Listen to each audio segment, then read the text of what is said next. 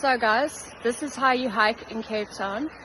You go off the path and you find a ravine and you get totally naked, and then you run around in all the water and drink the beautiful mountain water, and then you put partially your clothes on, and then you walk and stay off the path and try and avoid any unwanted human life forms. I haven't seen a person for ages now that I came off the track. Don't worry, I got my knobkerrie and my knife necklace. I feel like today I've exercised my mind, body, soul. Cannot recommend it highly enough. So I know I'm using a shitty plastic bottle, but it is what it is. But check out the mountain stream water. So this water is full of minerals coming straight off the mountain. So look at this water. You know, on a water filtration thing, you get water that's clear, clear, clear. And I was like, oh, thank God the water's clear. But no, the water should look like this. It tastes beautiful. We're in a digital warfare where our minds are being sucked away into our phones. Ironic, the message is coming in your phone if you watch this. But yeah, it is what it is. But I'm sending you a message from God, from nature, from the good stuff, to tell you to put your phone down and go outside. If you can't get somewhere this beautiful, just go scratching the grass outside. Go look at a leaf, look at a piece of dirt if that's all you've got, because it's all, this is what it's about. Put your phone away. I'm sorry I'm sending this message in your phone, but put your phone away. Go naked hiking. Okay, to all my perverted followers, you are my target market.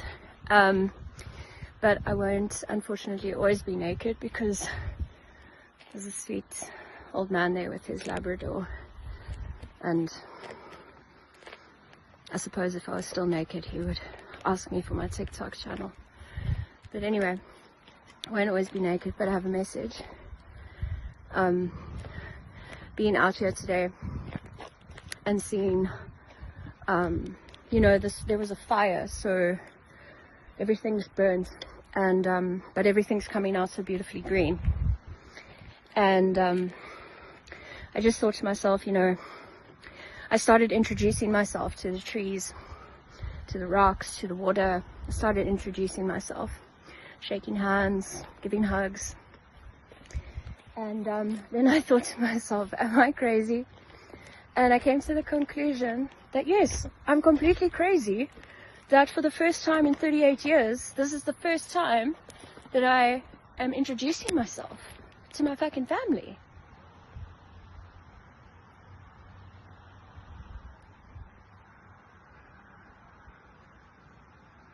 That's crazy.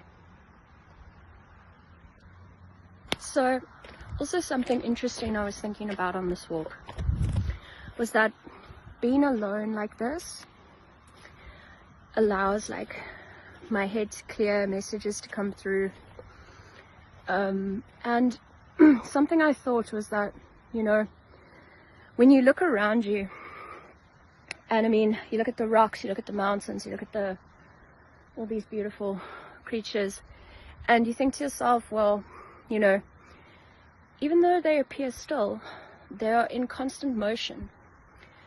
They move with the seasons, with the elements. They burn down and they come back up even more beautiful than ever before. In the winter they rest, their leaves fall off. You know, I'm no Feinbos expert, but just go with me.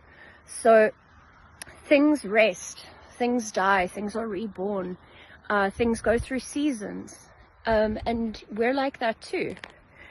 But when we're not blooming with flowers and greenery and abundance, we think that we are failing, because the system has set it up so that if you're not productive, you know, but the cycle of nature wants us to rest. It wants us to hibernate. It wants us to go through seasons of different energy levels, of different motions. And the most dangerous thing that humanity has ever introduced as a concept is this thing of time, linear time, where time can be bought and sold and eaten away, and time disappears and your life runs out. But if you look here, even though we're the ones who have motion, even though we're the ones that can walk around, you know, with these. Sorry, I kept talking, but I stopped recording. So anyway, even though we're the ones who can seemingly move around with these feet, we're in quicksand. You know, we're going nowhere fast, or going nowhere slowly, who knows. But these family members and friends of ours here, they are in constant motion. You know, they're seeding, they're wilting, they're growing, they're vibing, they're communicating in their underground mycelium truth root systems. And even though some of these trees and things have been so badly burnt in the fire, look at this incredible greenery that is sprouting from it. And knowing that in a natural cycle, these things are part of the process. They're not obstacles to overcome, they are exactly the path. We're not meant to unnaturally push ourselves to produce when we are burnt.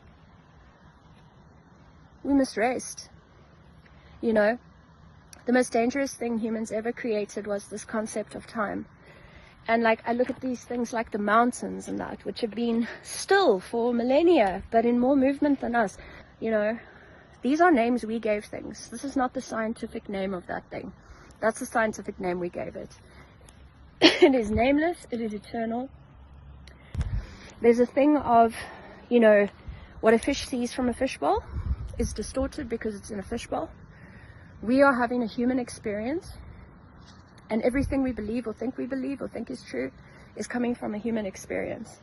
So take it with a pinch of salt. It's our fishbowl that creates limitations, that takes us away from just the beauty of this, unnamed.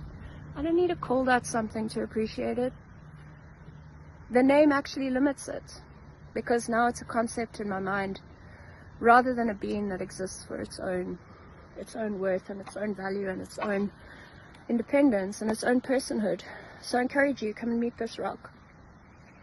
My name is Nina, which is what the humans have called me, but it is not who I am. So people also say, don't you watch the news? You should watch the news. You don't know what's happening in the world.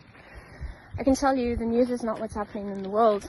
It is what's happening in the world, but it's not the only thing that's happening in the world. This is also happening in the world. But the things that are force-fed into our minds, the things that are force-fed into our consciousnesses and our psyches, are created as digital warfare to destroy us, to separate us, to divide us, to make us hate each other, to make us afraid, to make us anxious, to make us consume, to make us disconnected. Off I go. Let me commune with the plants.